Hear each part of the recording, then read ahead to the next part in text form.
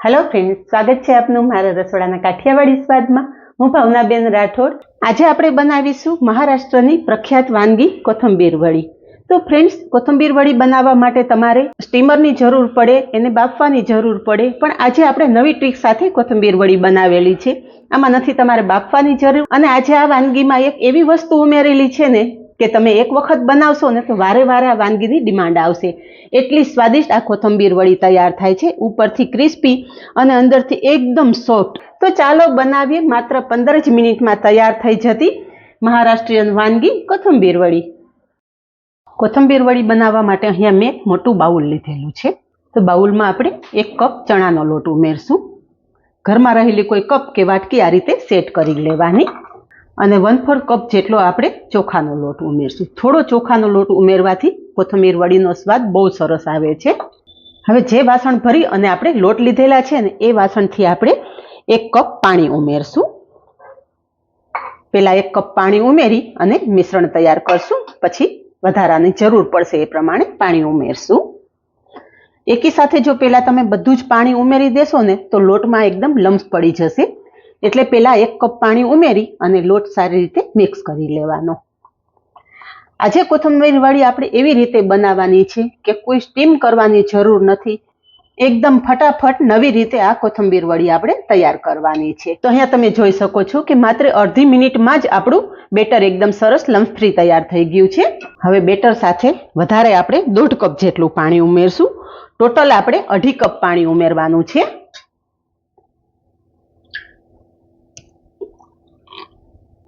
બધું જ સરસ મિક્સ કરી લેશું। અહીંયા તમે જોઈ શકો છો કે બેટર એકદમ પાતળું એવું તૈયાર થયું છે। અહીંયા બેટરની કન્સિસ્ટન્સી તમે જોઈ શકો છો। આ રીતે આપણે બેટર તૈયાર કરવાનું છે, એકદમ લમ્સ ફ્રી। હવે મસાલા કરી લેશું। તો મસાલામાં અહીંયા 2 મરચાં અને 1 ટુકડો આદુ ક્રશ કરીને લીધેલું છે એ ઉમેરશું। આ કોથંબીર વડી ખાટી, મીઠી, તીખી અને એકદમ સરસ ચટપટી તૈયાર થાય છે। 2 ચમચી જેટલી દળેલી ખાંડ ઉમેરશું। જો તમને ગળપણ પસંદ ના હોય તો ખાંડ સ્કીપ કરી દેવાની। અને મોટા 1 લીંબુનો રસ ઉમેરશું। તમે લીંબુની જગ્યાએ દહીં કે છાશનો ઉપયોગ પણ કરી શકો છો। 2 ચમચી જેટલા સફેદ તલ ઉમેરશું। 1 ચમચી ધાણા જીરું પાવડર, 1 ચમચી લાલ મરચું પાવડર, અડધી ચમચી હળદર અને સ્વાદ પ્રમાણે મીઠું ઉમેરી દેશું। બધો જ મસાલો બેટર સાથે સારી રીતે મિક્સ કરી લેશું।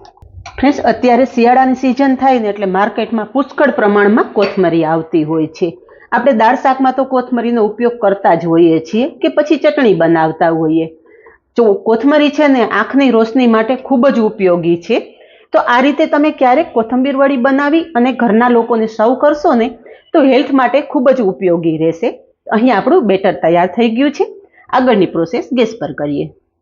અહીંયા ગેસ પર કડાઈમાં તેલ ઉમેરશું। તેલ ગરમ થતાં અડધી ચમચી જીરું અને અડધી ચમચી જેટલી રાઈ ઉમેરશું। રાઈ જીરું સરસ ફૂટી ગયા છે। થોડી હિંગ ઉમેરશું અને એની સાથે જ 8 થી 10 મીઠા લીમડાના પાન આ રીતે બારીક સમારેલા છે એ ઉમેરી દેશું। હવે અહીંયા મેં એક નાની વાટકી જેટલા સિંગદાણા અધકચરા ક્રશ કરીને લીધેલા છે એ ઉમેરી દેશું। કોથમીર વડીમાં સિંગદાણાનો સ્વાદ બહુ જ સરસ આવતો હોય છે, એટલે ખાસ ઉમેરજો। મેં કાચા સિંગદાણા લીધેલા છે એટલે હું આ રીતે તેલમાં સાંતળીને ઉમેરું છું। જો તમે શેકેલા સિંગદાણા લેતા હોય ને તો તમારે મિશ્રણ સાથે ઉમેરી દેવાના। તો અહીંયા થોડી વારમાં સિંગદાણા એકદમ સરસ સંતળાઈ ગયા છે। ગેસની ફ્લેમ એકદમ ધીમી રાખશું અને હવે જે આપણે તૈયાર કરેલું મિશ્રણ છે ને એક વખત ચમચો ફેરવી અને કડાઈમાં ઉમેરી દેશું। ચોખાનો લોટ અને ચણાનો લોટ તળિયે બેસી જતો હોય છે, એટલે આ રીતે ચમચો ફેરવી અને પછી મિશ્રણ ઉમેરવાનું અને તરત જ મિક્સ કરી દેવાનું। ચણાનો લોટને થીક થતાં વધારે વાર નથી લાગતી અને મિશ્રણ તૈયાર કરવામાં બને ત્યાં સુધી નોનસ્ટિક લોઢીનો ઉપયોગ કરવાનો અને ના હોય તો જાડા તળિયાનું કોઈ વાસણમાં તૈયાર કરવાનું। તો અહીંયા તમે જોઈ શકો છો કે થોડી જ વારમાં મિશ્રણ સરસ ઘટ થવા માંડ્યું છે। વધીને 2 મિનિટ જેવું થશે ત્યાં તમારું આ મિશ્રણ તૈયાર થઈ જશે। એટલે આગળ કહ્યું એમ કોથમીર વડી બનાવવામાં નથી તમારે સ્ટીમરની જરૂર કે નથી બાફવાની જરૂર। એકદમ ઝટપટ આ રેસીપી તૈયાર થઈ જાય છે કે આપણું મિશ્રણ એકદમ સરસ ભેગું થવા માંડ્યું છે, પણ આ મિશ્રણ હજી તૈયાર નથી થયું।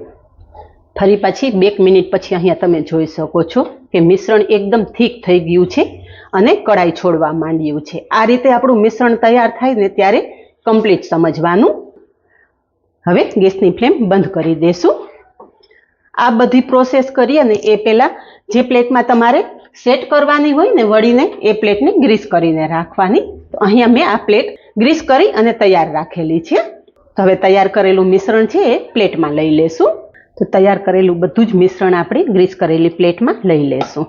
તમે આ મિશ્રણ થાળીમાં પણ સેટ કરી શકો છો અને સ્પેચ્યુલાની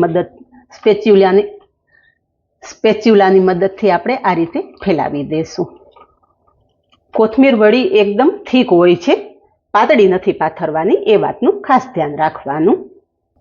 કોથમીર વડી છે ને થીક હોય છે એટલે પાતળી પાથરવાની નથી. ઓરિજિનલ સ્વાદ તમારે જોતો હોય ને તો આ રીતે થીક રાખવાની. હવે કોથમીર વડી આપણે પ્લેટમાં સેટ કરી દીધી છે. ઉપરથી થોડા તલ છાંટી દેશું જેથી કોથમીર વડીનો દેખાવ એકદમ મસ્ત આવશે. અને કોઈ ફ્લેટ તળિયાની વાટકીથી આ રીતે પ્રેસ કરી દેશું જેથી તલ છે ને એ મિશ્રણ સાથે સારી રીતે ચોંટી જાય. આપણે મિશ્રણ સાથે તલ સારી રીતે સેટ કરી લીધા છે. હવે આ મિશ્રણને આપણે 15 થી 20 મિનિટ ઠંડુ થવા દેશું, પછી આગળની પ્રોસેસ કરશું. અહીંયા પ્લેટમાં પાથરેલી કોથમીર વડી સરસ ઠંડી થઈ ગઈ છે. તો હવે કટ કરી લેશું.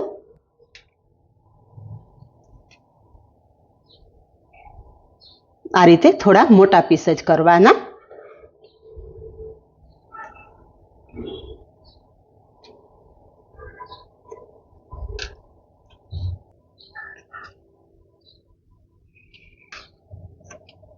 હવે આપણે બધા પીસ અલગ કરી લેશું. અહીંયા તમે લુક જોઈ શકો છો ફ્રેન્ડ્સ. જોઈને જ ખાવાની ઈચ્છા થઈ જાય ને એવી મસ્ત આ કોથમીર વડી તૈયાર થયેલી છે. એક પ્લેટમાં લઈ લેશું. અહીંયા બધા જ પીસ આપણે એક પ્લેટમાં લઈ લીધા છે. હવે આ તમે એમનેમ પણ ખાઈ શકો છો, પણ આ કોથમીર વડી હંમેશા સેલો ફ્રાય કરીને જ સર્વ કરવામાં આવતી હોય છે. તો આપણે સેલો ફ્રાય કરશું. તો અહીંયા ગેસ પર એક પેન મૂકેલું છે, તેલ ઉમેરશું. તેલ ગરમ થતાં તૈયાર કરેલા બધા જ પીસ આપણે કડાઈમાં મૂકી દેશું. હવે એક બાજુ થોડું ક્રિસ્પી થાય એટલે પલટાવી લેશું.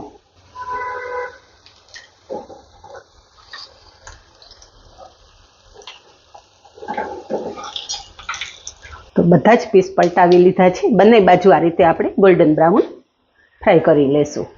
થોડી વાર પછી ચેક કરીએ તો આ વડી બંને બાજુ સરસ ગોલ્ડન બ્રાઉન થઈ ગઈ છે. તો તેલમાંથી બહાર કાઢી લેશું.